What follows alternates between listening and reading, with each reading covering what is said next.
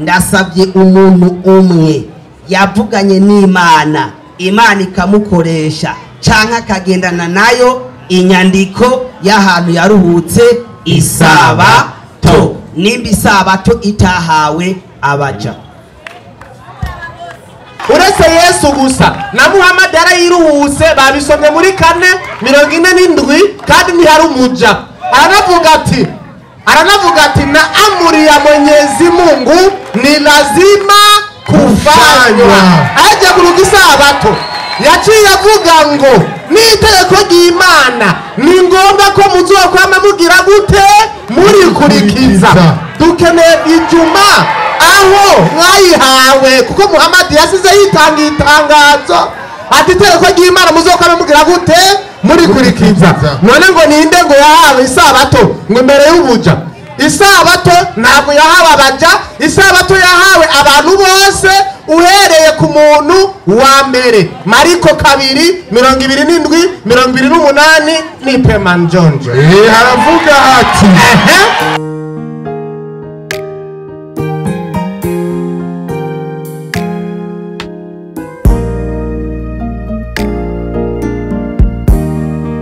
uragororotse guhoraho gitandara kizima nyenubweranda, izina ryawe nirihabwa icubahiro.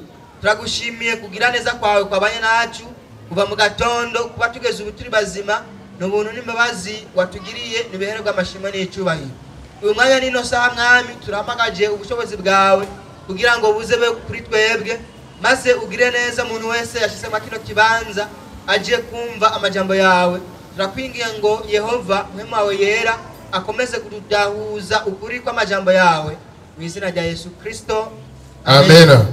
Reka nsaba umwigisha ku ruhande rw'abakristo kugira ngo anyaruke akoreshe iminota yiwe 20 yigishe yisunze icigwa dufise uyu munsi. Karibu. Bato na ijuma nubuhe munsi wo kuruhuka kandi ukaba n'itegeko ry'Imana. Imana cyuhabwa icubahiro. Amen. Rero reka imbere yuko ngira ico mvuze sabe umuntu wese ari ngaha atega amatwi, kuko tugiye kwiga ibintu bikomeye cyane. Ayandike kuba afise amakaramu n'amakaye, kuko ibintu tugiye kuvuga ni ibintu bikomeye gose. Hanyuma ikindi naco nagira mbanze nibutse aya majambo abarundi barayamaze ngo ngire gito canje gito c'uwundi cumvireho. Mwarimu ego nibaga yuko umwanya ugeze. Rero ikibazo kiri ngaha nukumenya mbega hagati y'isabato na ijuma nuwuhe munsi w'ikiruhuko kandi uwo munsi ukaba n'itegeko ry'Imana.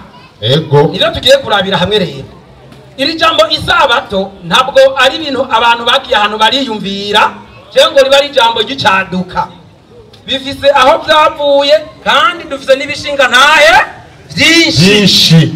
Mwari turi kumwe? Ego nibaza ko nabandi bose bari ariko baranyumva. Rero iyo bavuze isabato ntabwo ari ibintu byatoraguye kwiyarara canke handi hantu. Niyo mpamvu tugiye gukoresha inyandiko kugira ngo abantu bose bari ngaha baze gutahura mbega isabato isigura iki canke ijuma bisigura iki. Mwarimu? Naam. Turagiye rero. Isabato ni ijambo riboneka mu bitabo byinshi, aho ndavuga nka Bibiliya na Korani n'ibindi bitabo byose ndoramana. Ijambo isabato turarisangamo no mu madictionnaire. Urakoze cyane. Ego bisigura ngo rero iri jambo tugomba turabe mbega nivyo abantu biyumviriye canke bifise inkomoko kandi kaba n'inkomoko y'ukuri. Musomaji? Naam. Isabato tugiye kuraba twisunze Bibiliya. Banzunza yiri nyandiko Mariko 2:27. kandi arababwira, umviriza neza aya majambo yavuzwe kera cyane, kandi arababwira ngo iki? Ati isabato yabayeho kubw'umuntu, ariko umuntu se yabayeho kubw'isabato. Banzo hagarare ngaho. Iyi nyandiko ivuze ngo kandi isabato yabayeho kubw'iki? Umuntu. Ariko umuntu se yabayeho kubw'iki? Kubw'isabato. Bisigura ngo rero ukabuzi kuri umuntu utari inka ntubura impene canke urukwavu isabato iragenza gute? irakuraba Imana yacu ihabwa icyubahiro. amena. Nico gituma ubandanije uwo murongo haca havuga ngo iki? ngo nico gituma umwana w'umuntu ari umwami w'isabato nayo. Imana yacu ihabwa icyubahiro. amena. Nico gituma umwana w'umuntu ari umwami w'isabato nayo. Imana yacu ihabwa icyubahiro. amena. Rero isabato twama dusoma mu vyanditswe ngo isabato twajandi tukumva ngo isabato tugomba tubanze turabe mbega isabato yabayeho kuva ryari, yashizweho nande? Imana yacu ihabwa icyubahiro. amena. Zani nyandiko itanguriro tugiye mu gice cya kabiri. Itanguriro kabiri usomwereye ku murongo wa mbere uza kugeza gatatu tugende bukebuka kugira ngo nshaka dufuma tuvuga bike mugaba abantu bari ngaha batahure. Sivyo ga mwarimu? ego. Zani nyandiko aravuga ati havuga ngo iki? ijuru n'isi birorosogwa kuremwa. Umviriza aha tugiye mu itanguriro ijuru n'isi binorosogwa kugenza gute? kuremwa. Bisigura yuko ijuru n'isi vyaremwe nande? n'uhoraho. Vyaremwe n'uhoraho. Ubu rero biranonosowe. Mu yandi majambo igikorwa cyo kurema kiragenje gute? Kirarangiye. Haci habiki. Bo nibiri muri ivyo vyose. Nibiri kwisi vyose mu mazi yo mu biyaga n'ivyo nibigendera mu kirere. Ku munsi ugira indwi. Umviriza. Ku munsi ugira kangahe? Indwi. Imana inesha ibikorwa vyayo vyose yakoze. Neza cyane. Iruhuka ku munsi ugira indwi. Neza gose. Ibikorwa vyayo vyose yakoze. nuko Imana nuko uhoraho Imana data wa twese ahoraho ihezagira uwo munsi w'indwi. umviriza igikorwa ca mbere irahezagiye umunsi ugira kangahe w'indwi. iraweza iyongera iraweza. Imana yacu ihabwa icyubahiro. amena. Ibi ni ibikorwa vyakozwe inyuma yuko ibindi byose birangije kugenza gute? kuremwa. Imana yacu ihabwa icyubahiro. amena. Nukuvuga rero isabato kuko tumaze kuyumva ko ivugwa mu bitabo vyinshi mu makorowani ndetse no mu binyamakuru kanandikwa, ntabwo ari ikintu catoraguwe n'abantu canke ciyumviriwe n'uwundi muntu. Oya, tubonye neza yuko Imana yaremye mu minsi 6 hanyuma ku munsi ugira indwi iragenza gute? iraruhuka. Uwo munsi ikikora ko ibikorwa bihambaye. Ubwa mbere yagenje gute? yarawuhezagiye. Yongera iraweza. Imana yacu ihabwa icyubahiro. amena. Navuze nti aya majambo ntaboneka muri Bibiliya gusa, kuko abatemera ibi bavuga ngo twakoresha igitabo batagenza gute? batemera. Hari n'ibindi bitabo dufise ngaha tuza gukuramwo ibi bishinga ntahe. Zana inyandiko korowani 754. korowani 754. 754. Urakora mbega Imana mbega ibindi bitabo byoba bivuga ku vyerekeranye nuko Imana yakoze mu minsi 6 ku munsi ugira indwi karuhuka kugira ngo ku mpande zibiri ku bakristo n'abayisilamu tugende turumvikana. Aravuga ngo iki? Soma Kiswahili. Soma. Hakika Mola wenu mu vyukuri Imana yanyu ni Mwenyezi Mungu, ni Imana vyukuri aliyeziumba mbingu na ardhi kwa siku 6. Niwe yaremye isi n'ijuru mu minsi ngahe? 6. Kisha hanyuma akatawala juu ya arshi yake. Ahejeje gukora ivyo bikorwa byose mu minsi 6 ku munsi ugira indwi yaciye aganze ivyo yari yaremye vyose. Imana yacu ihabwa icyubahiro. Aha rero turamaze kubona yuko Bibiliya na Korani byose biriko birashingira intahe irema yuko Imana yakoze mu minsi 6 ku munsi ugira indwi kagenza gute? Ikaruhuka. Imana yacu ihabwa icyubahiro. Rero hari ikibazo gikomeye kiri ngaha mwarimu. Kibazo kiri ngaha gikomeye nuko isabato kenshi iyivuzwe haboneka umugwi munini w'abantu basa naho ngo ntibabitahu kandi byanditswe mu bitabo vyeranda. None ibi vyavuye hehe? Murabizi neza yuko abasoma n'abandika harabayeho igihe abantu b'Imana bari baragararije tujanaga mwarimu. Abo bantu haraca igihe kitari gito baragizwe iki? Inyagano bari mu buja hariya mu Misiri kwande kwa Farawo. Ico gihe ntibari bafise uburenganzira bwo kwitondera amategeko y'Imana nk'uko ari kugira ngo bagere no kuri wa munsi ugira indwi bagenze gute? Bawuruhuke. Bari iki? Bari nyagano. Uri nyagano rero uwakunyaze agukoresha uko ashatse, kagukoresha n'umwanya wose agenje gute? Ashakiye. Uvyo kuvuga ngo Imana ngo gusenga ivyo kiretse wenyine agenje gute? Abigombye. Mugabo Imana iravuga iti ntibigomba guherera aha, amategeko yanje ariyo mabwirizwa singomba yuko umwansi yoyinyagira ngo agende buheriheri. Imana yongera gukora igikorwa kidasanzwe ikoresheje uwitwa Mose nande na Aroni, maze babohoza ubwoko bw'Imana kugira ngo bagaruke mu gihugu cy'Isezerano baze guhimbaza iki?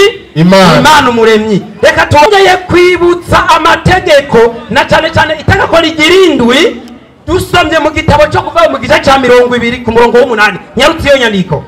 Haravuga ati, haravuga ngo iki? kuva 20 ku murongo w'8. Wibuke kuziririza umunsi w'isabato. Mwarimu, naam, aho hantu hariho ikibazo ngira ndakubaze. Mbega nk'ubu duhuye utari bwambone, wari uwo munsi nyene duhuye, wocumbwira ngo wibuke ko nari nakubwiye ko uzozi wanje? Ashwida ubivuze wobubeshe ni wobubeshe? Wambeshe. Wobubeshe nivyo. Ni ryari bavuga ngo wibuke? Ni mu gihe umuntu mwari mufitanye iki? Isezerano. Ukamubwira uti mu kwezi kwa mbere ku mwaka wa 2024 nzoba mfise urubanza ku itariki 15.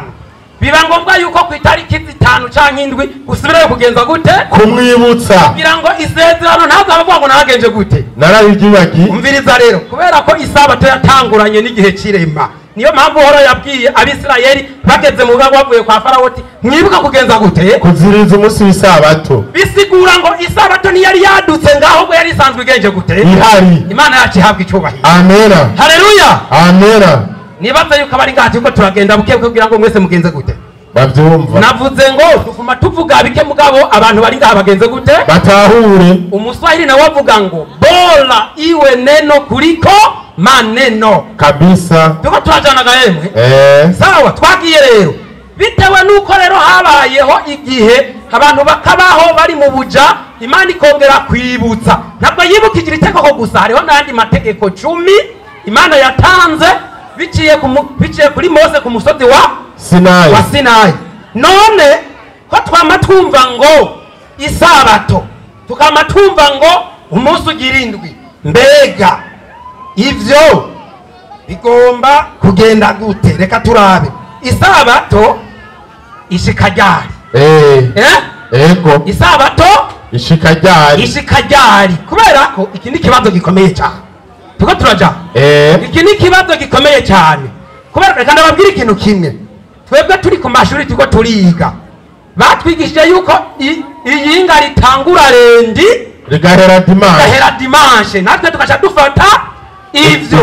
Ubwivyo abatwigisha iyobokamana bagaca tubwira ati burya rero dimanche niwo munsi ugira indwi. Mbere bamwe bagaca bakarenza ko ngo niyo sabato ivugwa muri inde? Muri Bibiliya. Ega twisunze inyandiko vyo bari vyo canke sivyo.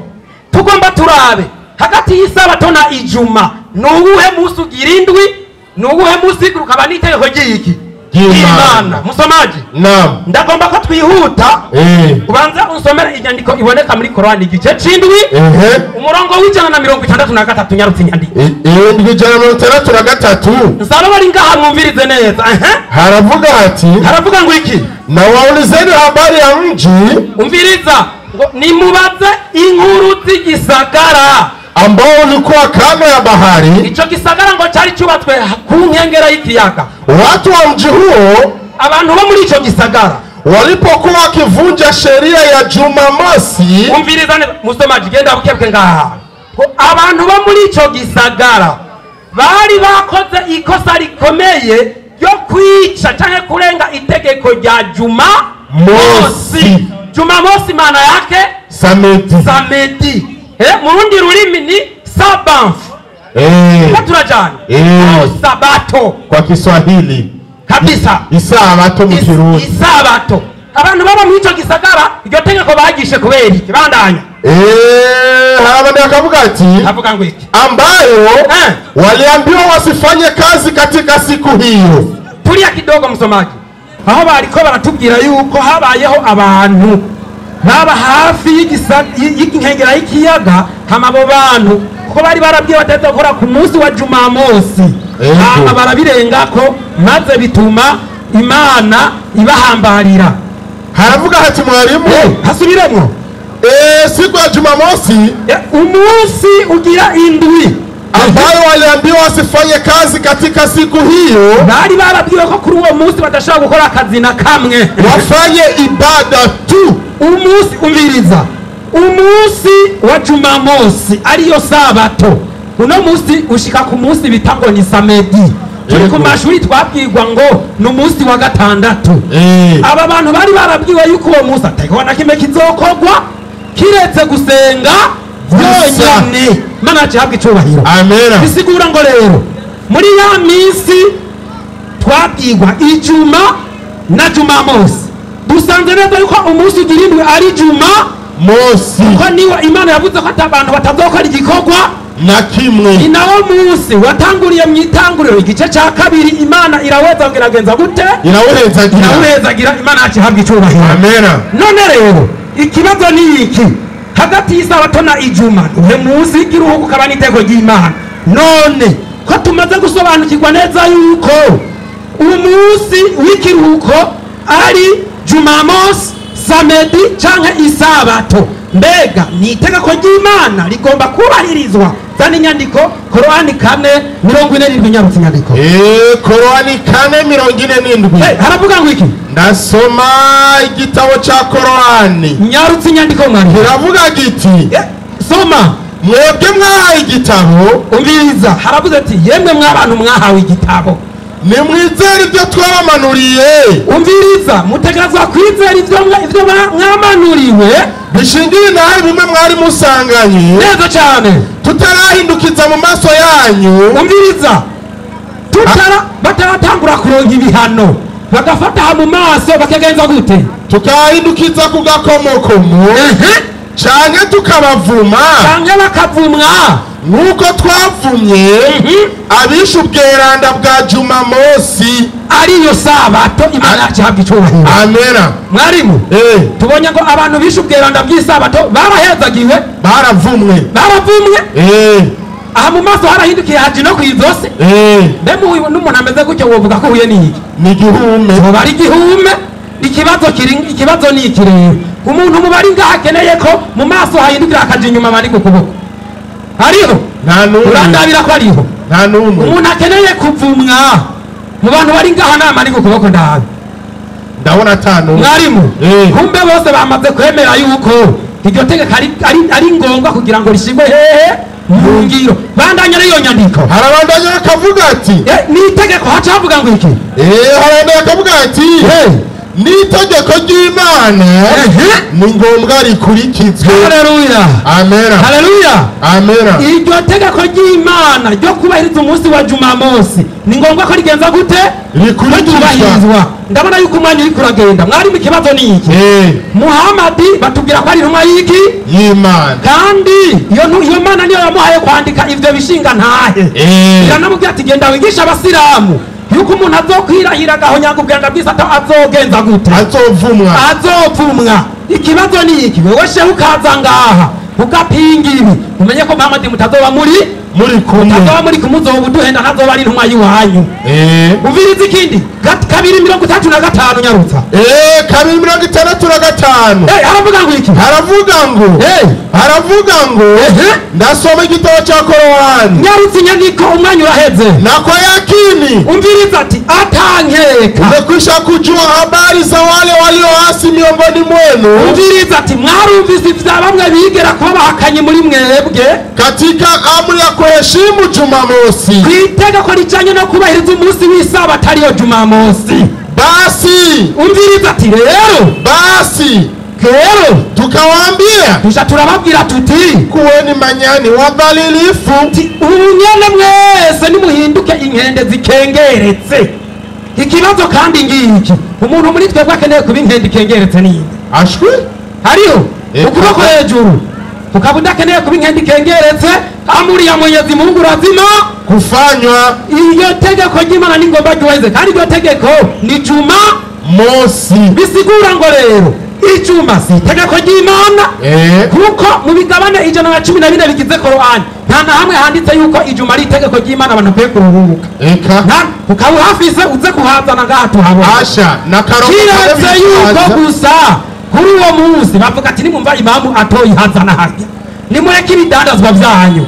irukanga mu musigiti musenge hahejeje mugenze gute none ivyo biratandukanye niko bikorwa ku bambere babikora iminsi yose ivyo bakora iminsi yose ariko ivuriza mwarimu Yesaya 5:8-13 Yesaya 5:13 nyarutse inyandiko haravuga ngo umviriza ingene itegeko ry'Imana ry'Isabato rigomba kubahirizwa ndasoma mu izina rya Yesu amina niwakuri ikirenge cawe umviriza shehe umviriza nawe wundi namusi navuze ngo mbwira gito canje gito cundi genze gute cumvireyo niwakuri ikirenge cawe ngo ntukandagira isabato kizire gukandagira isabato ukareka gukora ivyo wigombeye ku munsi wanje wera bijya byo kuvuga ngo ja mu musigiti hama muheze mugoroke mukora ni umunsi wo gusenga gusa ariko ukita isabato ukayita iki umunsi w'umunezero neza cyane rero umunsi wanje wera ukawita uw'icubahiro neza ukawubaha ntukore ivyo ugomba ubwawe neza cyane ntiwitondere gukora ivyawe ntiwirondere gukora ivyawe ntiwirirwe mu bijandijandi vy'ubusa neza cyane nuko uzonezererwa jewe uhoraho neza nanje jewe uhoraho zoguha kugenda ujandagira ku mpinga z'imisozi yo mu gihugu kandi nzogutungisha ishavu ya sogokuruza Yakobo kuko akana kanje jewe uhoraho ariko kabivuze. Haleluya wa Kristo, amen. itegeko ry'Imana ritegerezwa kubahirizwa atagikorwa na kimwe gihe kiretse kugenza gute gusenga. Nukuvuga rero nibaza yuko ikibwirwa ari cumva reka kubera ko umwanya urangije tugarukirize ngaha hagahinda ibitaraza biri mu nyuma ukaza uvuguruza ibi ndagaruka inyandiko niho ziri. Amahoro y'Imana banena. Assalamu alaykum wa rahmatullahi wa barakatuh. Wa alaykum assalam wa rahmatullahi wa barakatuh. Ishimwe ko Imana ugira byose amahoro n'imigisha sikare ku numa y'Imana Muhammad sallallahu alayhi wa sallam. Imada y'uno munsi mwayumvise ngirira tahuritse ariko hariho ibintu bitwengeje cyane mwinosi. Burya nk'ubu ufashe ingurube ukaza kuyiyangira ku musigiti bayisilamu uronka umusiramu agushorera wapi? Aba rero ni nk'uko bagiye kugurisha ingurube ku musigiti bibaza ngo barashorerwa ariko nimushorerwa. Niba abandi bumiye bandi bamera nka yanyondwe yumira ku inka yabatswe kera niwe wumiye ku isabato. Ndashimira Imana yuko atana abasabato bahari bari kumwe nabo basigaye kurushi kubera bamaze kubona ko byahombye. Hagati ya Ijuma na Ijuma Mose ariwo munsi wa gatandatu canke w'isabato bivanye n'ururimi waruvuzemwo, nuwe munsi Imana yatanze nk'ikuruhuko. Inyishu niyi ku bayisilamu ntusibe kuza kurondeza canke wirirwa uranahangayika nuko umengo waje kuyanga ingurube ku musigiti.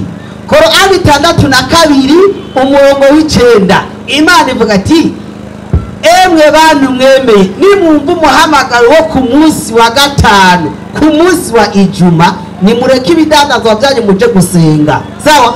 Fa idha qudira fi salati fantashiru fil ardi, nimwaheza gusenga nimubandanye n'ibikorwa byanyu murondera ingene mubandanya mubaho. Arengeye kukwereka iki kwanza Imana irazi yuko Korani ariyo ijanye n'igihe isi igezemwo. Igihe isi igezemwo ntigitwarwa n'abanebwe ahubwo gitwarwa n'abakozi.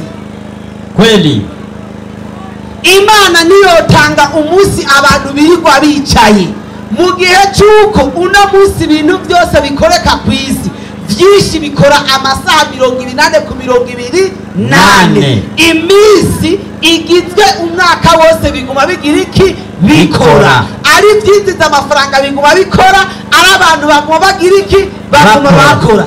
Ico kiringo rero cajanye n'igihe abanebwe bari mu bugaragwa turagishikako bicaye batarima batajya baribwa bahabwa ibyo kurya byo mu ijuru bigaramiye. Imana irabata abantu bazoze bagira n'umunsi wo kuruhuka, ariko hari umunsi w'ibinebwe byaheze baravuga ati genda mukore. Nicyo gituma ibyo byose byamaze gusanga ngo atakazi bigira iki bifise.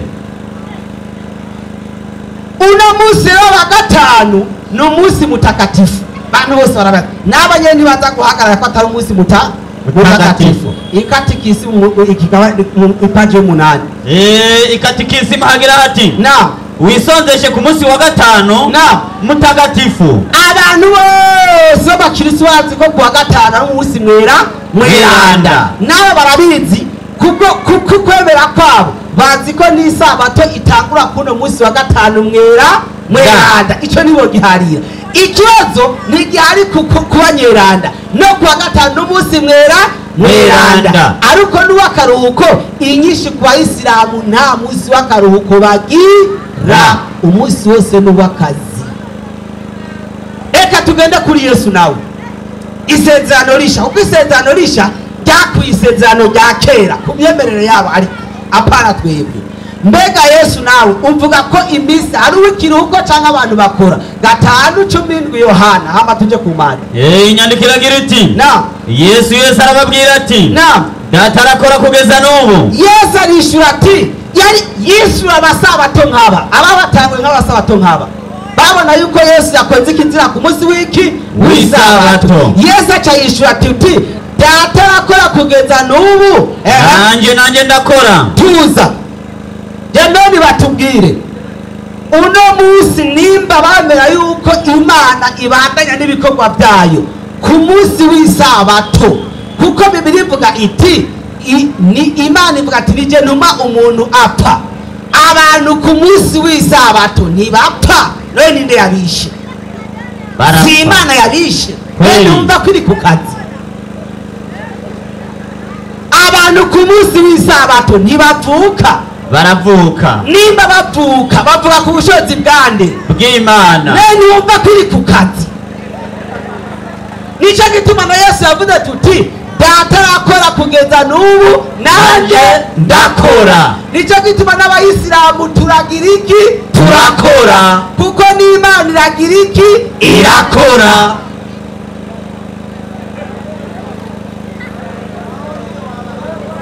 Yatanze imirongo myinshi cyane, ahera ku itanguriro, ahera hehe. Ariko reka je mbanze nje ku kibazo nyezina 5:15 gusubira mu byagezwe icyatuma Imana izana isabato. Hamwe yasoma 28 ngo mwibuke kuziririza umunsi w'isabato.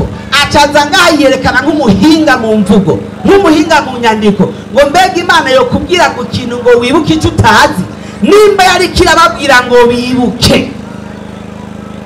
Igitabo cy'itanguriro cyanditswe na Musa, nkuko mubyivugira mugenyene, cyanditswe na Musa. Nimba Musa ari we yanditse igitabo cy'itanguriro, n'isabato ikaza ku gitabo cy'itanguriro, bantu munegere, Musa niwe yanditse igitabo cy'itanguriro avuga ko Imana yaruhutse ku isabato. Hama y'amategeko y'isabato aza kuri Musa. Mbega imbere ya Musa atanga igitabo cy'itanguriro cyari gihari, wumva ubundi yaruhutse isabato arinde? Nimbe hakiri zikora neza mu gihe cy'uko kitari bwanandika. Kaziri ntundabe nije namanda bivuga so mu bitwa bidewanganya ngaho. Soma aho 5:15 gitabo cyo gusubira mu vyagezwe. Binyandikira babwira ati kandi nawe uze wibuke yuko wari mu buja. Ati kandi Imana ibwira Abisirayeli bari mu bugaragwa bwa Sinayi, muze mwibuke ko mwari mu buja mu gihugu cya Egiputa. Jewe Uhoraho Imana yawe nagukuje ukuboko kw'inkomezi kandi kubanguye. Nicyo cyatumye jewe Uhoraho mbikugera kuziririza umunsi w'isabato. Tuza ingwi cyatumye Imana itanga isabato ku Banyayisirayeli ngo nukubera bagiye mu buja bakaba batumwa b'Abarabu b'Abanyamisiri imyaka 430. Imana iraraba ngo ibakurayo, kubakurayo gusa ikibabwira tuti muraziririza iki? Isabato. Abagiye hehe kuba? Abaja. Jewe na sogokuru wanje nta numwe yagiye kuba umuja mu gihugu cya Egiputa, nta numwe yagiyeyo.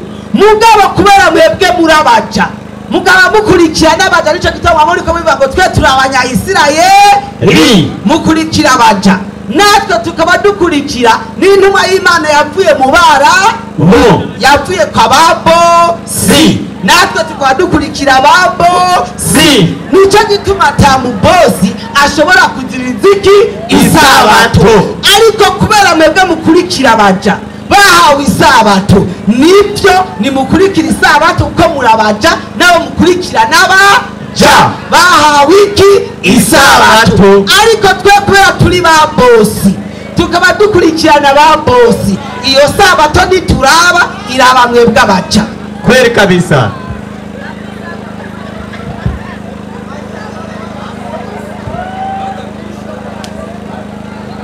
Ikibazo resiga ngaha, nimba isabato itahawe abaja, Aburahamu ntiyabaye umuja, Yakobo ntiyabaye umuja. Oya, Yakobo yaragiye mu Misiri, ariko nawe yagiye mu isi ntiyapfuye, yapfiriye. Kweli. Yosefu ntiyabaye, yagiye mu buja ariko ntiyapfuye kabisa. Nibaduhe inyandiko muri Bibiliya. Kweli. Umuhadi wose ndakutaka kubayisaba kabisa. Nibaduhe inyandiko ko wumva isabato ari itegeko ry'Imana ryatanguranye kuva kuri Adamu. Nibaduhe inyandiko muri Bibiliya ko Adamu atabaye umuja ahantu yaziririje iki isabato. Nanjye guhera no musi ntanze isezerano nkabona ahantu inyandiko ivuga ko Adamu yaruhutse isabato akayiziriza. Guhera uno musi nabona amanigisha cyantangura kubigisha kuziriza iki isabato. Nimuduhe inyandiko muri Bibiliya kuko Aburahamu yari bose ntiyigeza bumuja, yagirije isabato akubahiriza amategeko y'isabato. Guhera uno musi nanjye nitwa Ishimayeli, ndi umuhungu wa Aburahamu cyanifatanya na papa kugira tuziririze iki isabato. Nimba Aburahamu yari bosi atagiye mu buja, nanjye nkaba ndi umwana wa bosi, ivyo by'isabato je nibinda ba. Mbega yemwe aba bakirisi turi kumwe ngaho abadivantista n'abakirisi b'ukuri canke n'abafeki baziriza isabato? N'abukuri canke abana ba feki? Bibiliya uzima tere Matayo 12 abana atankeka abasi n'abakirisi aba ni feki, kuko umukirisi w'ukuri nta sabato aziririza. Umugatulika hari sabato aziririza, umuprotestant sabato aziririza. Wapi? Bajya ni original, bakisi wa original, ariko aba ba feki. Soma hiyo inasema kama sabato ilivyokuwa ishara ya agano jipya, ngo nimbi sabato cyari kimenyetso cy'isezerano risha, ya kwamba yuko Waisraeli, abanyayisirayeli walikuwa watu wa Mungu, bari abantu b'Imana. Vivyo hivyo atukonyene siku ya ibada ya Mukristo, ati umunsi wo gusenga k'umukirisu Jumapili ni kwa Mungu inaweza kuonekana kuwa ni ishara kwa dunia, ati bioneka yuko ari kimenyetso kwisi ya kwamba yuko sisi tu, ati twebwe mali ya Kristo, mali ya Kristo tuza imusi wo gusenga w'Imana wemere w'umukirisu ni ku munsi wa Mungu, ariko aba ni ba fake. Kirisu fake iyi. Tunaendelea, tuza msomaji, iyi mikirisu ya fake.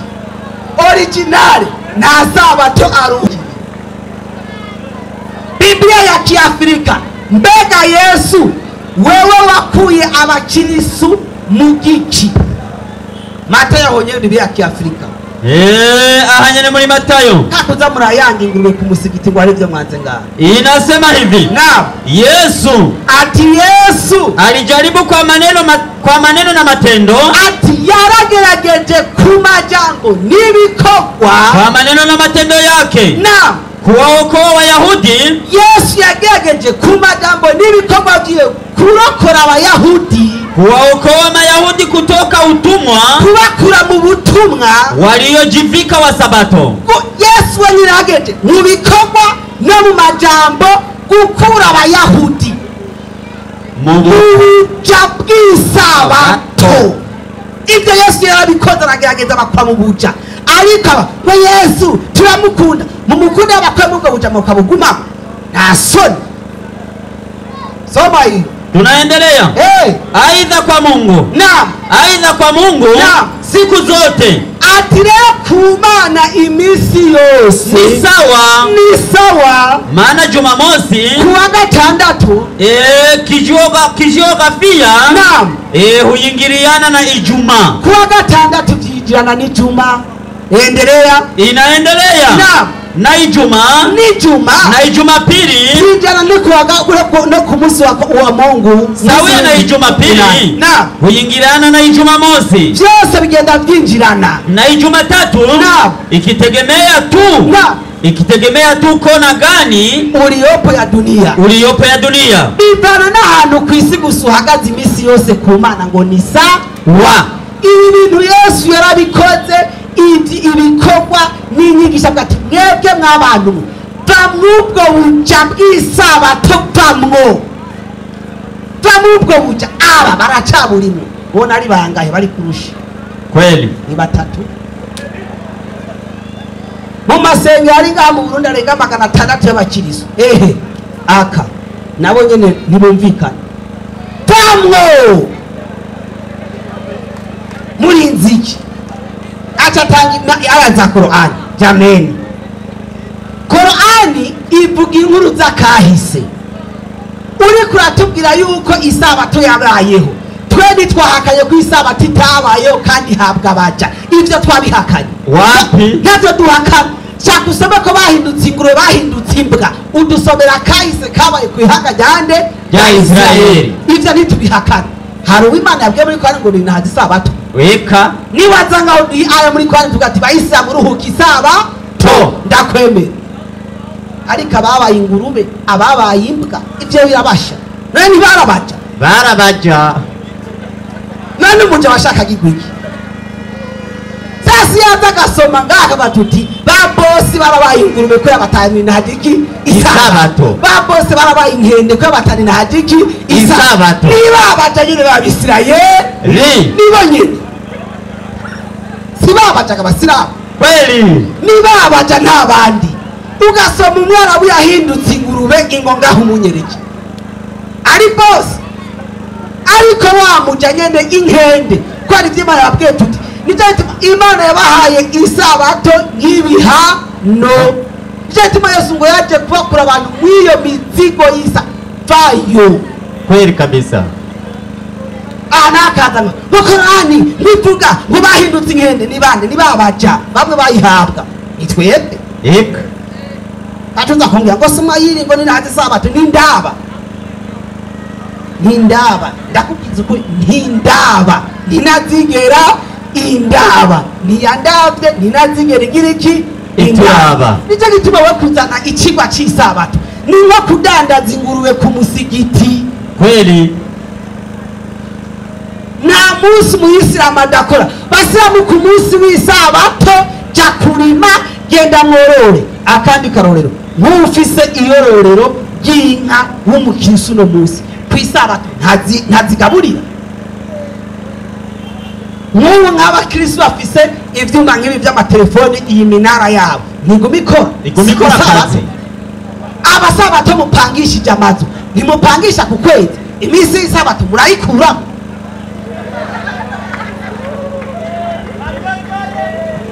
baguma binjiza kanoro ntimuguma mukora. Aho rero haraza n'ibindi rero ko bateza kumara umwaka batarima abahawe isabato. Abahari n'umwaka n'umwe batarima bagize kujya vyikorora. N'aba mama muri ko muraheda nabo bakababo barababesha ibyo Yesu yabibakuye ko.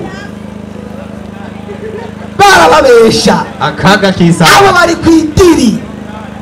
Abo bari kwidiri ry'Abanyamerika gusa nta kindi. Nicyo gituma guhera i Roma atamunanira haziki isabato. Ariko mwebwe murasabira gusumba Eklezia Katolika ariyo nayo yayanditse. Mwe munayibasumba. Urabona patiri yagiye kwemeza abantu ngo ntihazi isabato. Wapi? Abasomera umurongo uvuga ati Yesu arakora natwe ndakora. Kora fanya kazi. Kandi aba ku munsi isabato ariko baridandariza. Amashuri yarubatswe. Bagwa bikorera. Amavuriro yarubatswe. Mwe murabasumba kumenya Yesu. Ari nabo bari bacitse umugambi wo kumwica. abo bita abasaseredoti bagiye inama bagira misiyo naho baba bahita ku misiyoni byose biraza barabitse neza cyo nirementanye ntibatomboza tugaruke ku isabato kweri kabisa ikibazo cy'isabato aba bantu nibabanze batahure ngo Imana yarakoze iruka ku munsi ugira indwi tuje ngahanye umunsi umwe w'Imana ungana n'imyaka 1000 y'abantu itanguriro kabiri hera ku murongo wa mbere igitabo cy'itanguriro abantu mengo basoma Bibiliya bambaye n'amarori y'imbaho atanabona neza soma neza inyandikira giriti ivuga ngo iki ijuru n'isi binonosogwa kuremwa bene birimo byose by'isinzi tuza ijuru n'isi binonosogwa kuremwa bene birimo byose n'iby'isinzi ku munsi ugira kangahe ku munsi ugira indwi ku munsi ugira indwi Imana iranonosora neza umvira umunsi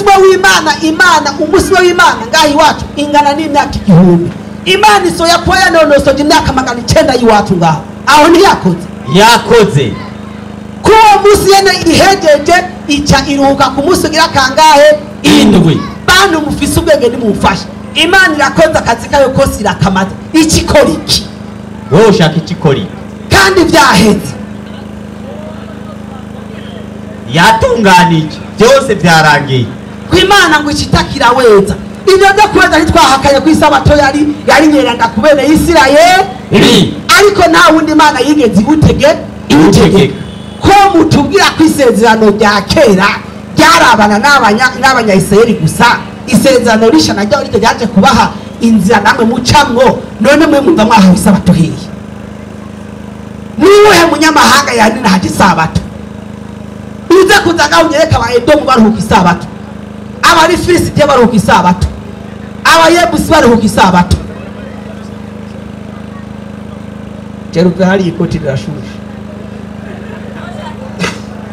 ariko niho ntagira ikibazo nukuvuga yuko twe turemera ko iminsi yose bakora ntuze kwanza basaba ngo nuwe munsi wo kuruhuka nuwe munsi abasaba nta munsi wo kuruhuka tugira ivyo bishire mu mutwe gubaho iminsi yose turakora Imana ivuga ko dukora na Yesu turakora ingubi tuzize hamwe na Yesu salamu alaykum wa barakatuh uzina ry'Imana bw'icyubahiro amen Yesu ashimwe cyane amen kino cigwa ndababwije ukuri nta muislamu numwe uhereye imaka ukageza no ku musigiti wo ngaha ashobora guhagarara ngaha akavugira ijuma yabo nta numwe ngaba ntibimunaniye none nimba ijuma ari umunsi usanzwe nk'iyindi ni kubera iki mwama muturenze urwamo ku masitati ya WhatsApp cyangwa za Facebook ngo juma mubaraka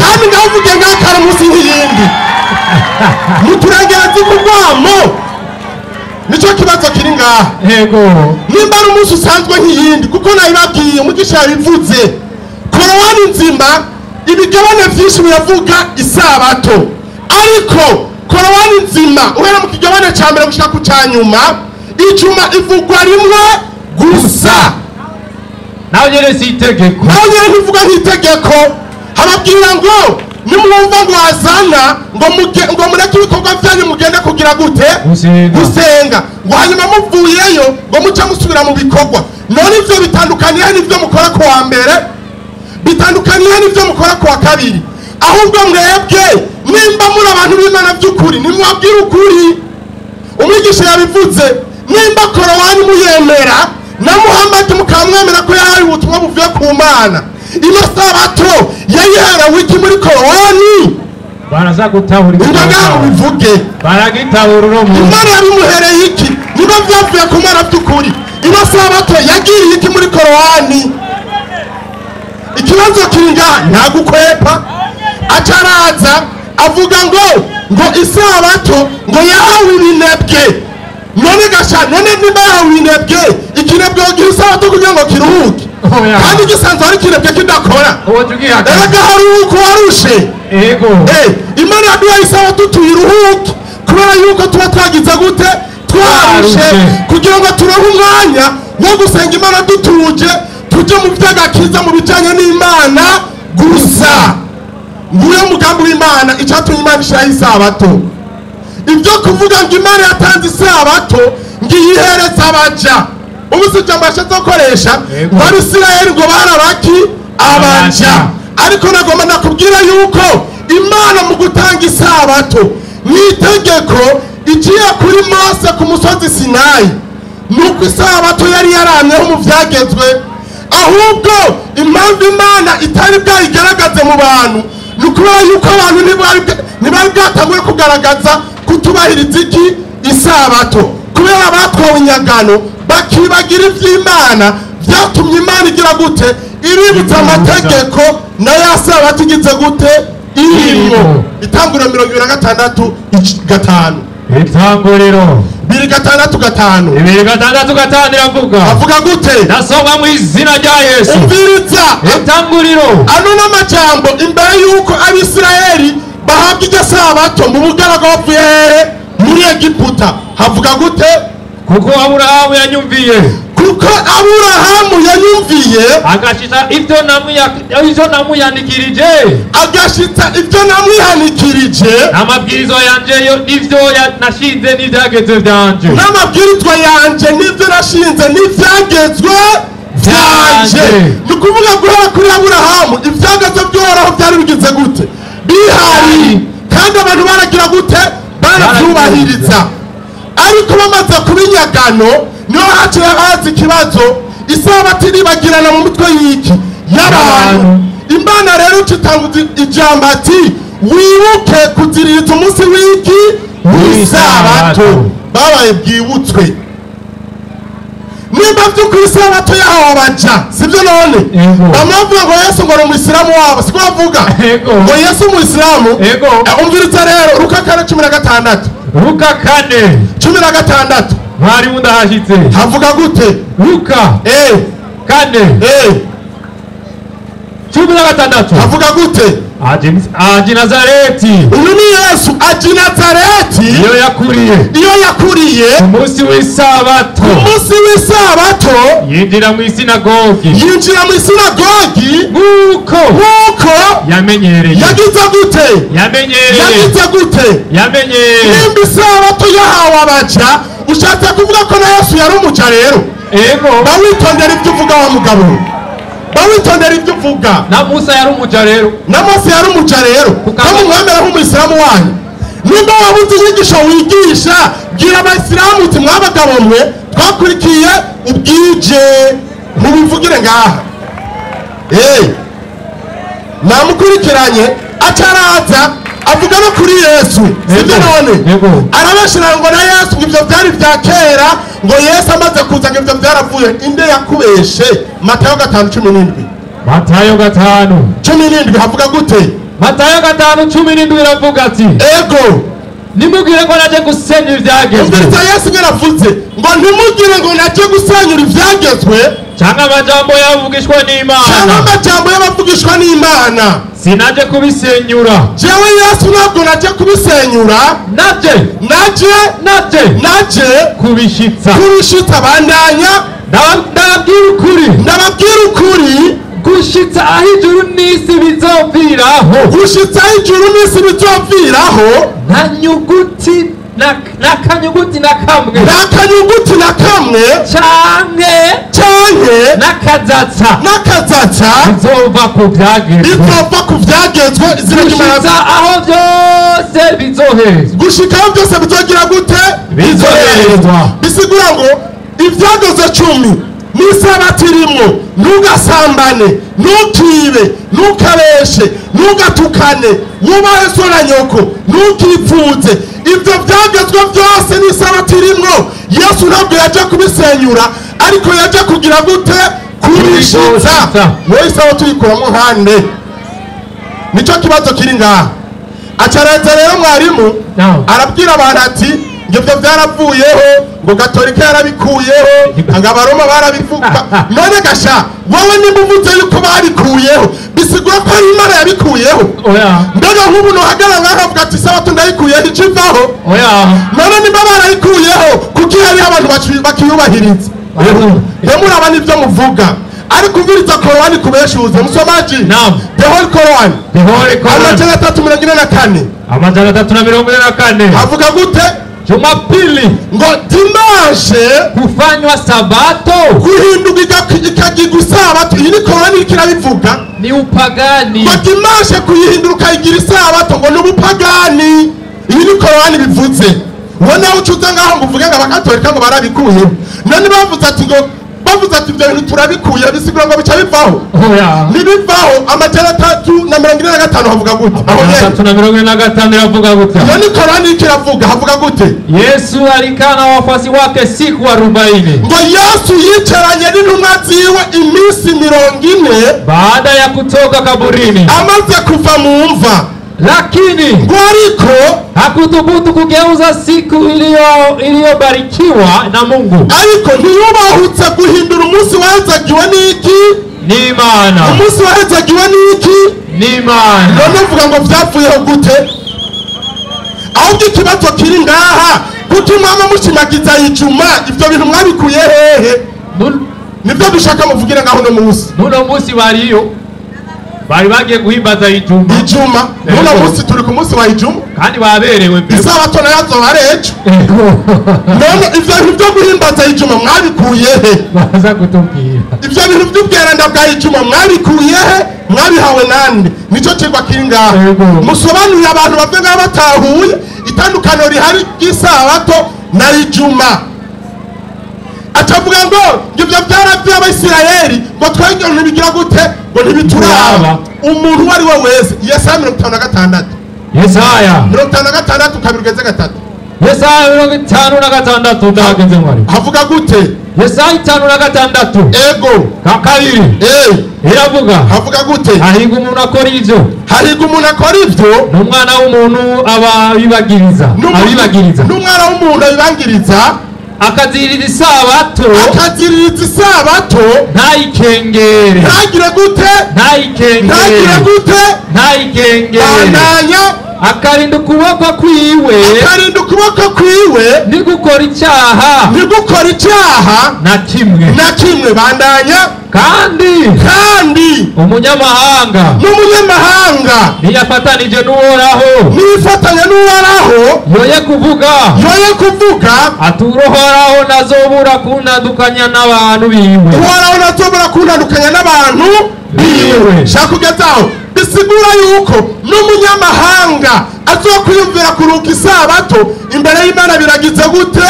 Biremewe. Nibisigura ngo vyahawe Abisirayeli gusa. Izi nizo nyigisho dushaka ko mubwira abantu babanyegeje imyaka myinshi. Herega mwarimu barabamupiga Muhamadi bagapiga Korowani ivuga isabato bo bakaza nga bakabipiga. Ibatse mbega barakurikira Muhamadi na Korowani. Ibatse ikiba kiri ngaha kiri ku isabato nande na ijuma. Musomaji Korowani 2:6 Barwani tafsiri ya Barwani hiyo hapo kubwa 2:6 kabiri maelezo 2:6 maelezo havuga gute? Ntageze mwarimu. Ego 6:5 maelezo iravuga iravuga na nyinyi bila shaka mliwajua wale waliopindukia mipaka katika siku ya sabato. Ngotangeka murazi muri mwebwe babandi bazirura isabato siku ya ibada na mapumziko, ngo umunsi wo gusenga no kugira gute? No kuruhuka. Murumva isabato igera Korowani itomoye neza. None ikibazo niki? Nemera ivy'umugabo avuye kuvugira ngaha cyangwa nemera ivy'igitabo yari karasoma kivuga? Araza kutubwira. Twemera ibyo yivugiye cyangwa ibyo Korowani ivuze? Baraza kutubwira. Korowani ivuze yuko isabato ari umunsi wo gusenga no kugira gute? No kuruhuka. Kubera kimwe mutabikurikiza kandi biri muri Korowani n'abapingayi. Bisigura yuko muri ko murapinga inyandiko za Muhamadi. Bisigura yuko mwebwe muri Abayisilamu ba feki. Bigaragarira ngaha nyene. Imana idufashe cyane. Amina. Musomaji mbandanye 16 abonyene Barwani nupfeyo 16 124 124 maelezo 16 sawa wala siyo kuitukuza siku ya Ijumaa. umviriza korowani ingene ibitomora neza igashirako numva novuga gute ni aksa na kaburungu akatuzo urabona ikirundi cyari kimpunyutse korowani irabyatuye neza irabivuze ikinyoma iragize gute irakigaragaje ukuri gishize ahabona havuga gute wala siyo kuitukuza siku ya Ijumaa. Muno musi umviriza abayisilamu yavuze ngaha ngo Ijumaa ngo umunsi mweranda kandi nabone ku ma Facebook na WhatsApp uzobona bapidira ngo Juma Mubarak bagashaka n'akamenyetso k'inyenyeri n'ukwezi ukabona baturungikira kuri WhatsApp ngo Juma Mubarak. umviriza Korani ngene ivuze ngo sukwemera ngo umunsi wa Ijumaa na kuyacha ngo ntabwo ari ukweza umunsi wa Ijumaa hanyuma ukareka na kuyacha Jumamosi ukareka samedi isabato Jumamosi kama nkuko ilivyo katika Uislamu, nkuko biri mu Islamu. Iyi Korani bivuze. Ikibazo rero turemera ibyo ariko yavuga cyangwa twemera ibyo Korani ivuze? Korani yabishinga indariti ntabwo ari kwenza umunsi wa Ijumaa uno munsi turiko vendredi hanyuma ukareka umunsi w'isabato w'ejo samedi cyangwa se Jumamosi nuko biri hehe mu Islamu. Bisigura yuko nimba haraje abantu bahakana isabato bahakana ubwerenda bw'isabato bakavuga ngo isabato yarakuweho bakavuga ngo isabato nikwiye kubahirizwa abaje babashigikira n'abaki n'abayisilamu. Amachaza ngo yite boss wa uri boss gusumba Imana yaremye isabato. Nico kibazo kiri ngaha. Imana yaremye isabato irakora mu minsi 6 ku munsi ugiragira gute iraruhuka. Nguyo boss supreme aganza abaganzi araruhutse ku munsi ugirimo hama ucuza ngaha kuri podium ngo tebe boss ngo sinoruhuka isabato ngo isabato ngo niyabaja wewe itondera amajambo uvuga isabato yashijweho ni wayisizeho ni Imana. Bisigura iki nimba isabato ari yabaja uhava n'Imana uyitumuja yego kuko Imana niyo yatanze iryo tegeko ry'iki ry'isabato. Imana dufashe cyane. Amina. Ikibazo kiri ngaha Korani 62:9 ivyo bintu vya Ijumaa muriko murazana muteragira mu mitwe y'abantu ngo ni ibintu vyera mwabihawe nande mwavyigishijwe nande. Nico kibazo kiri ngaha. Imana ibahezagire cyane. Amina. Islam takbir. Allahu akbar. Takbir. Allahu akbar. Arangyoheye cyane ngo si byiza kuri nahaza iki Ijumaa si sawa ngo tukayacha Jumamosi ese habwirwa twebwe soma iyo aya mbere aho nyene Tunasoma aya maelezo yake inasema 16:24 niho ndi Bismillahirrahmanirrahim kuzina ry'Imana nyene imbabazi nyene mu wala sio kuitukuza siku ya Ijumaa na kuiacha Jumamosi. Rindira ikintu ca mbere twera ntabwo tuza guhezagira umunsi cyaje duhe igihe icubahiro umunsi twebwe icubahiro Imana yaremye umunsi ni nacyo gituma mu mategeko yose y'Imana kurako mwagikanya n'Imana itegeko ryanyu ryaba ari ryo kubahiriza iki umunsi gusumba kubahiriza amabwirizwa y'Imana. Kweli kabisa iyo ni ngorane mufise ubyukani nahaza umunsi urumuhakanyi kweli pagani komeza kama ilivyo katika Uislamu kuwa ni kutarifiana uko ngo nugutanduka muri Islamu twari turi nahaza umunsi turi nahaza Imana rugira byose bandanya wakifanya Ibrahimu kama wanavyodai Mayahudi kwani kuharamishiwa kuvua na kufanya kazi Abisirayeli kubuzwa kuroba je ndaroba ndi mwabo bari kuroba wapi abona bagenda kuroba ku isabato urazigera babigenza mwarimu ndiyo kubera uburyarya bwabo baca bagenda nk'ubukwijuma bakimba ibinogo imbere y'uruzi imbere y'ikiyaga umukuru kaza gutya ibifu bigaca bijamwo bigiyemwo bagaca baza kubitora isabato yagize gute yaheze ubwo ni bwa butegeka mwarimu yagira gute yababwira siku ya Jumamosi ndiyo siku ya Sabato, kwa sababu ya kuitukuza haikuwamo katika sheria ya Ibrahimu. Ati kunina hazi Sabato ntibyigenze mu mategeko ya Aburahamu. Mu mategeko Imana ya Aburahamu nyerekana Imana Aburahamu yahimbaje Sabato ntana hamwe. Uzana uwo murongo hano ntayo. Mwarimu aca kugira ati Isabato yahawe bari mu buja kwande kwa Farawo. Walilazimishwa Mayahudi tu. Abategetswe iryo tegeko bari Abayahudi gusa. Nta Mwisilamu yavuze ko rinahaza Ijuma cyangwa rinahaza iki Isabato, kuko ni itegeko ryahawe Abayahudi gusa. Na Aburahamu nigeze aziririza iki Isabato. Ibyo byarafuswe. Acaraza mwarimu ndio aja mu Itanguriro 2:6 niho yahereye. 2:6 inyandikira giriti igira ngo iki? kuko Aburahamu yanyumviye agashitsa ivyo namwihanikirije n'amabwirizwa yanje n'ivyo nashinze n'ivyagezwe vyanje. Gezaho ikibazo wagize mwarimu yaguye gusura mu byagezwe 5 murongo wa kangahe w'15 akubwira ko itegeko ry'Isabato ryahawe ari mu buhungiro. Ikibazo nyana kubaze Aburahamu mu buhungiro yararimo yarabaye. Nyereka imbere yuko baja mu buhungiro Imana ikabakura kwa Farawo umuntu yahimbaje Isabato imbere yaho ko Isabato yatanguranye n'Imana kiremo. Wowe nyereka umuntu muzara umurongo hano tunamuntu imbere yuko bahunga bavanywa mu buhungiro Imana yaramuhaye iki Isabato umuzane hano cyenda kwemera kubera kimeze cyo mwarimu. Ndio Isabato ifiswe bayihawe. Reka ngwere kituma n'abari njyajya ba ngwere kituma ari njyajya kuko cyane ngo bahindutse iki ingurube n'ingende kubera ko byari bimeze gutyo. Ndio kuva yo 16:29 hagira hati hagira ngo iki raba jewe uhoraho ko nabahaye Isabato babandi rero bari mu buhungiro maze mwumvirize nuno musi abantu bari mu makambi y'impunzi ntabwo bafise amategeko cyo kimera twebwe twidegembye wapi. Abari mu buhungiro bagengwa na HCR na za UNICEF na PAM nizo zibahirasi ni nabo bamenya ingene babaho.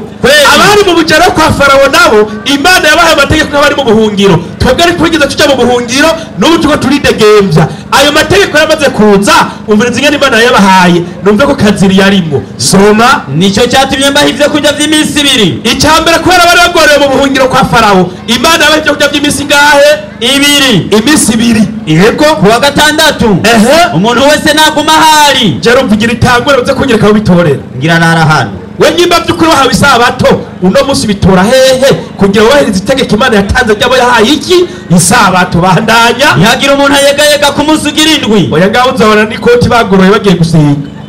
Imana bivuze ngo ntuyegaye nahinyondwe yo kurya canke uruda canke ikibugu kirazira no kunyiga nga komeza nuko kuwindwi abantu bararuhuka. Ninde akubwiye kuja gusenga wewe akabirya ab'inzu ya Isirayeli ni Yakobo yarongoye abagore bane bavyara ku miryango 12 y'Abisirayeli. Wowe ugira kangahe uvuga ku mugore wande wa Yakobo wewe kugira ngo twumve ko mubahawe Isabato wewe urimo uri umugore uvuga ku mugore wa kangahe. Komeza inyandiko ab'inzu ya Isirayeli bitu utwo tuntu batwita mwiki manu. Izo njya zava mu ijuru ko bahawe Isabato yitwa manu. Wewe manu yitorera wewe uyitorera mu isoko ujya gusoma umuceri yego n'ukuri ijya ni manu ni ngorane acabeshera Yesu. Niyo Yesu nawe ngo yahinguye atirira iki Isabato acaja muri Luka 4:16 soma inyandiko Luka 4:16 inyandikira giriti ego aja i Nazareti yo yakuriye ku munsi w'Isabato. I Nazareti yo yakuriye niyo hari hatangiwe iki Isabato. Ibyo ntabwo bihakanye Isabato n'umunsi si dini. Isabato mu munsi wahawe Abayuda sawa.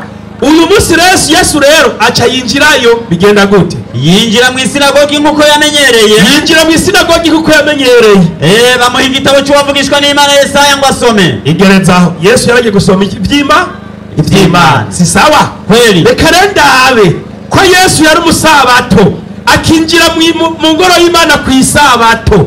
Mbega ibyo yabigishije ku Isabato mukora muri mukuri canke muri njyajya? Yohana 7:2 Yohani ndi ku murongo wa 22. Yego. Inyandiko irababwira iti ibabwira ngo iki? Mose yabahaye ugukebwa. Ubwa mbere itegeko ryo gusiramurwa ngo ryavuye kuri Mose. Mugabo ntiryavuye kuri Mose, ni kuri ba sogokuruza banyu. Iryo ryahereye kuri Aburahamu. Kandi murakeba umuntu ku isabato. Ati ku isabato kaze muzohora mukora. Yesu ababwiye ati muzohore musiramura abantu ku isabato. Ikibazo mwe ku isabato musiramura bangahe? No musi muduhe liste yabo muzosiramure. Mutubwiye tejo hari abahungu badasiramuwe bagifise ubucafu tuzosiramura ejo.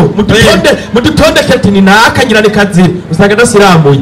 Ku isabato ngo gusiramurwa gusa. Nimba mwemeye amategeko ya Yesu ko yazirije isabato, ejo mwese abakristo mudasiramuye babatonde ku murongo wajya muri Adventiste mugire gute? Musiramurwe. Nico bituma Yesu yavuze ati data arakora kugeza n'ubu nanje ndakora. Sasa mwarimu, ndio uyo ni Yesu yerekanye akazi bakora kuki? Ku isabato. Hari n'ayandi mategeko yahawe b'Imana yari yahaye iki? Isabato. Reka ndabe ko je ruve cyangwa kaziri cyangwa undi hajya aya mategeko y'Imana bayubahirije. Guharura 28 murongo w'icenda. Guharura 28 murongo w'icenda yandikira giriti. Igira ngo iki? Ku isabato muze mutanga abana b'intama babiri. Ngira abongira ntibanorora nta nimwe bagira. Si sawa? Itegeko ry'abahawe isabato bateza gutanga ngo bagaze b'intama bangahe? Babiri b'amasuguru. Kaziri we zihezo tuzotangeje. Batarengeje umwaka. Batagira agasembwa. Yavuze ngo gushika ku munsi w'imperuka nta nakanyuguti canke akatsatsa bizopfa ku vyagezwe. Abahawe isabato Imana ikibabwira ati batanga bagaze b'intama bangahe? Babiri. Wewe Kaziri wewe nyene waziziritse he wabutanga mu kanya kugira itangure. Yego. Kugira tubone ko wahawe iki? Isabato. Iteka mitwe gusa. Iteka mitwe. Kweli. Acharaza mwarimu? Ndio. Agenda muri Matayo nahavuye mu Matayo 5:10. Aho wahejeje. Oya sinaheza. Ngo Yesu ngo yavuze ngo nta nakanyuguti cyangwa akazatsa kazopfa ku vyagezwe. Reka nibarize Yesu. Mbe Yesu kuvuze nta kizopfa ko itegeko wabahaye cyangwa ibyo wabigishije bakwiye gukurikiza bikuru isabato irimwo? Yesu ati abona abateka mutwe. Mariko 12:28. 12:28 haza umwe mu banyabwenge b'ivyanditswe. Hari abantu bari bameze bakazira bari biteze ko mu vyagezwe by'Imana harimo isabato baza kwa Yesu. Yumva babazanya amenya ko abishuye neza aramubaza ati amubaza ngo iki? Ati bwirizwa ry'imbere muri yose nirihe? Ati bwirizwa ry'imbere amabwirizwa y'Imana ni bari bazi ngo cavuga isabato muzira yabishuye. Yesu aramwishura ati iry'imbere niri. Ati iry'imbere niri. Ngo nimwumve yemwe Bisirayeli. Nimwumve yemwe Bisirayeli babandi nyene bari bahawe isabato. Uhoraho Imana yacu. Yesu ati uhoraho Imana yacu niwe uhoraho wenyene. Ego. Kandi mukundisha uhoraho Imana yanyu imitima yanyu yose n'ubugingo bwanyu bwose n'ubwenge bwanyu bwose n'inkomezi zanyu zose. Irya kabiri ngiri mukunde bagenzi banyu nkuko mwikunda. Nta rindi bwirizwa risumbayo. Yesu hari umugi yanyu hari isabato wumvise ko atasabato avuze asigaranya abiri muri 10 atayabira arakwiye nta kindi. Ayo niyo makuru. Iryo gisabato mwarizuye muri kuye bariko baratuzurira kabo. Baratuzurira kabo. Cyo cy'Imana cibwa ku Yesaya 1:13. Yesaya 1:13. Hari ibintu muzara tukitwengera. Ego. Inyandikira giriti. Igira ngo iki? Nimukongere kushikanira amashikamwe atagira ikimazi. Ati nimukongere kushikanira amashikamwe atagira ikimazi. Nayo yende yasuzuma. Imibavu. Ni gisesema kuri jewe. Kabisa. Imboneko z'amezi. Igisesema iki? Imana. N'amasabato. Asesema iki?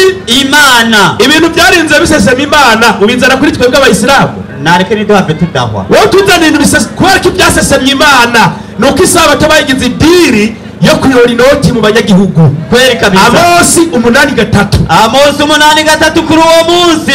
Kuri uwo munsi indirimbo zo mu ngoro. Nazijya ndirimbo muririmba ku isabato zizohinduka umuborogo. Zijya ndirimbo zanyu mbere ngo zizocika umuborogo. Niko umwami uhoraho agize. Ibyo bivuzwe n'Imana mureke kundaba mwabo basabato mubona. Imizimbi zoba myinshi ahantu hose. Imibyimba abantu bagiye kuririmba kuri urya Mose bamuzoterwa amashuti hanze ndababwiye muririmba. Bazoyishiburira hanze mu gacerere. Iyo ngo izoterwa hanze mu gacerere. Nimwumve maze nimwumve ibiyemwe yemwe abagomba gusiribanga abakene no kumara imahazwa zo mu gihugu. Abantu mugomba kwiba abakene no kumara imahazwa. Ego mukavuga muti mbega imboneko z'ukwezi zizoshira ryari? mubare ko baravuga ngo mbega Noheli izogera ryari atanaho yanditse muri bibiri. Ngo tubone kwishorera amahonda mu bakirisu. Ego canke isabato abapasitori bandira ngo mbega imisabato izogera ryari? ngo tubone gutundurura ingano. Ngo tubone kwiba ingano. Hariya murarima ingano mu rushenge. Wapi? Hajya bamugiye kwiba ku isabato. Kweli kabisa. Ntabwo ari kuja gusenga ngo n'umusi w'ibisuma. Ngo tugure dutuvye ingero yitwa efa. Tugwize shekeri. Ngo duhendanishe iminzane. Duhendanishe iminzane y'ibinyoma. Uzabo ngo kigira 10 cyuyu, ngo kigira 10 cyuriya, nikigira 10 ngo cha misiyoni. Burya n'ubusuma. Nico muri inyo. Nico muri inyo hariya nye. Byose nabitondetse. Ibyo byose murabitondeka ati akora kunyaga abantu. Kweli kabisa. Akazi kanyu. Kweli. Murakumbura mu mvugo b'abayisilamu. Kabisa. Acaragenda mwarimu. Ndiyo. Aja muri Qur'ani. Navuyeyo. Hariya wari wahejeje. Nukuri hariya nahejeje. Kweli. Hose nahamaze. Kabisa. Nukuri nabimaze. Kweli. Sasa mwarimu reko nabimaze. Ndiyo. Imana yaduhaye umunsi uyuhe. Kweli kabisa. Abantu dukwiye guhurira ko tukajya umunyenga. Kabisa. Tukumva ko ari umunsi muzima mbega bimeze kabiri ijana amajana 213 hadithi yo Musa soma hiyo. Inasema namba ya hadithi katika sahihu ni Muslimu. Naam. Kutoka kwa Hudhaifa. Kutoka kwa Hudhaifa. Amesema mtume wa Allah subhanahu wa ta'ala. Inuma yuhoraho yaravuze iti aliwapoteza Mwenyezi Mungu. Atabantu baratakaye kubera Imana kuto kujua siku ya Ijumaa. Kutamenya umunsi wa Ijumaa. Aho rero bose ngo baramaze kuzimira kubera batigeze bamenya umunsi wa Ijumaa. Komeza. Waliokumbwa kabla yetu ilikuwa kwa Mayahudi. Abadutanguriye ubwa mbere ku Bayahudi ilikuwa siku ya Ijumamosi. Bari bafise umunsi wabo bita Jumamosi. Na ikuwa kwa Manaswara ku bakirisu n'abari b'abakirisu bajya bandi mudasangiye ukwemera siku ya Jumapili. Umunsi wabo wari ku Dimanche Sunday, umunsi w'ikigwamana zuba. Akaja Mwenyezi Mungu kwetu. Hacha haza rero uhoraho kuri twebwe abayisilamu. Akatuongoza. Araturongora mu nzira igororotse. Kuyifahamu siku ya Ijumaa. Acha dutangariza umunsi wa Ijumaa. Komeza. Akafanya Ijumaa na Ijumamosi na Ijumapili na vile vile wao watatufuata sisi siku ya Kiyama. Mwebwe ku munsi w'imperuka muzotuja inyuma yacu. Kabisa. Muzoza inyuma yacu kubera iki naruka yarabivuze na Yesu yabivuze muri Luka mwarimu. Kweli. Nyarutse inyandiko iminota igiye kurangira. 13:30 ubutumwa bwiza bwanditswe na Luka. Ati twebwe ku munsi w'imperuka muzodukurikira inyuma twebwe twahawe iki? Ijumaa. Imwe muzoba muri nyuma turi ba bosi. Inasema hivi. Ego. Kandi. Hari abinyuma bazoba ari imbere. Kubera rero twe twabaye abinyuma guhabwa Ijumaa, mwebwe muzosanga twe turi hehe? Imbere. Nabimbere mwari muzigo mwahawe isabato bazoba ari inyuma. Muzoba muri hari inyuma muri nyuma yacu nyene nk'abakinagizwa mwarimu yavuga. Takbir. Bamwe bari mu buja ko turi ba bosi banyu. Mutegeza uzotuja inyuma. Tuja imbere mukurikire. Kuko Imana yaduhaye umunsi wa Ijumaa. Mwihangane. Yego nukuri. Bose baracuritse umutwe. Mwari muzigo biroroshye. Harababa nyene. Mwarimu mugani bihangane. Sasa rero mwarimu. Ndiyo. Isabato yarafuswe. Isabato yarifise beneyo. Yesu abakura kuwo muzigo w'iki? W'isabato. Ninaco gituma Matayo 12 ugiye gusoma hajya umviriza Yesu yavuze nyarutsa mwarimu. Ndiyo gucura intimba gatandatu kire nabyibuke. 2 Nari nabiretse 2 igira ngo yashikuye ihema giwo nkari umutara wo mu murima. Imana yarashavuye iragenda ishingura ngo umutara hari ihema gibonaniro. Uratse ko bakoranira bahawe isabato. Uhoraho yatumye iminsi mikuru niki n'amasabato bigira gute? Zibagirana. Ibyo byaribagiranye rushe gutuzanira Isiyoni. Ibyo Isiyoni baranavyibagiye ucubizana i Burundi ni ngorane. Ego kwina lirahi wa inna ilaihi raji'un.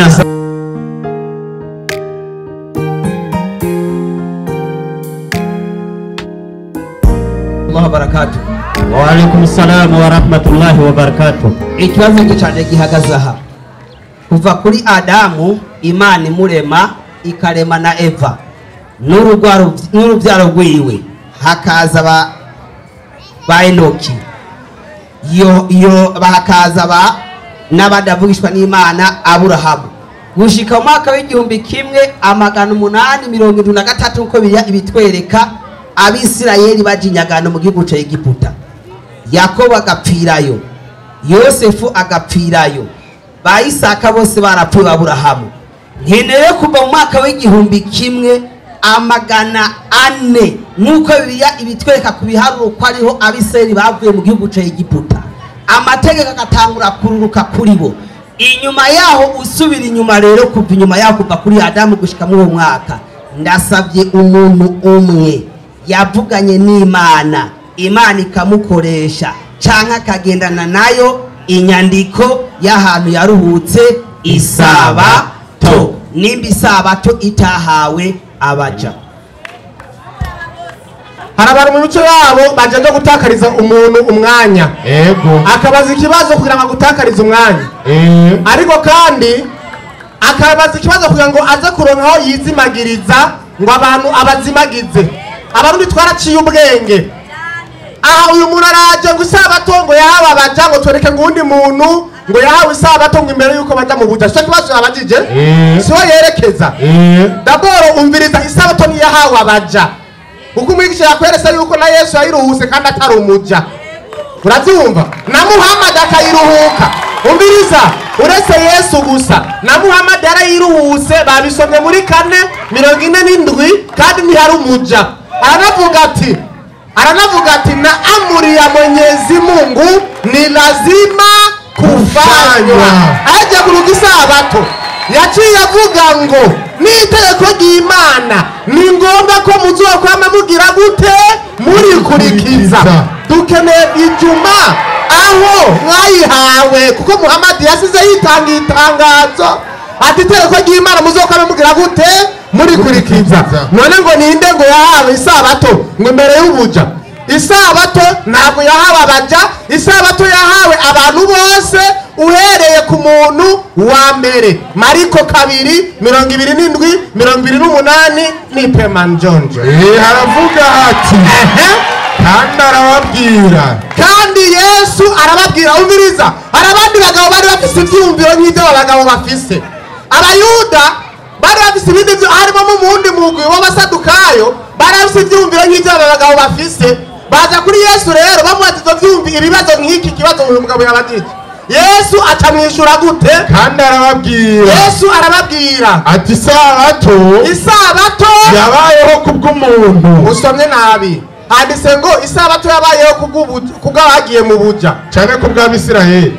Nije nihenze rero, nije nihenze. Okay, soma neza, nije nayo nihenze. kandi arababwira gute? ati isabato yabayeho kubw'umuntu. Kubwande? Kubw'umuntu cyangwa ni kubw'abari mu buja? Oya. Aha, bisobanurwa ngo umuntu wese yarahawe iki? Isabato. Uri hene, uri ngurube? Nabivuge. Niba utari hene, ukaba utari ngurube, ukaba uri umuntu, warahawe iki? Isabato. Muhammad ngo na amri ya Mwenyezi Mungu ni lazima kufanya nini? Kufanywa. Inna lillahi wa inna ilaihi rajiun. Nta gapisine kari hafi ngo tubatize abantu. Nta gapisine. Ngo Aburahamu ngo yubahiriza. Ngo Aburahamu itangiro 15 kurongo wa gatatu. Ibi bantu babisoma kuva kare. Ngo Aburahamu haravuga ati, havuga gute? kuko Aburahamu yanyumviye agashitsa ivyo namwihanikirije, n'amabwirizwa yanje, ashitsa amabwirizwa. Uyu ni Aburahamu, Abisirayeli bataraja mu buja. Aburahamu ashitsa amabwirizwa y'iki? y'Uhoraho. Niki? N'ivyo nashinze niki?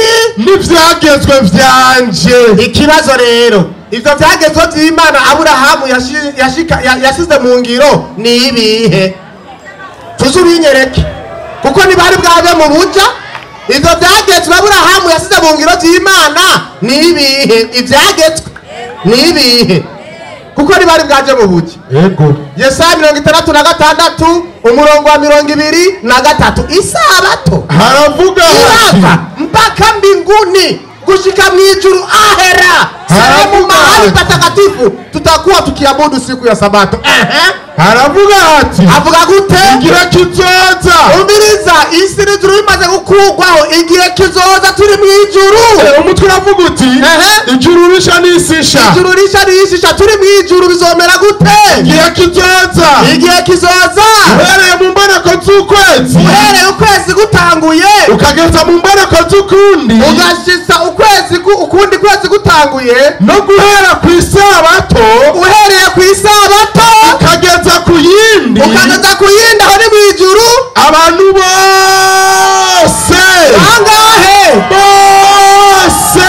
Oya, n'abantu bazoba bari mu nyagano. Oya, aha, kumbi n'abantu bose bazoba baza gusenga imbere yanje. n'abesiramu bihanye bazoza baza gusenga imbere y'Uhoraho ku munsi wa ryari? w'isabato mw'ijuru. bamwe bakubaza ibibazo byo kunyoteza abantu atanamazi mwabaguriye. Korowani 16 120 mereze ngaha, 124 mereze ngaha. Ego 16 124 ni malizie hapo. Mungu. Ego Hakika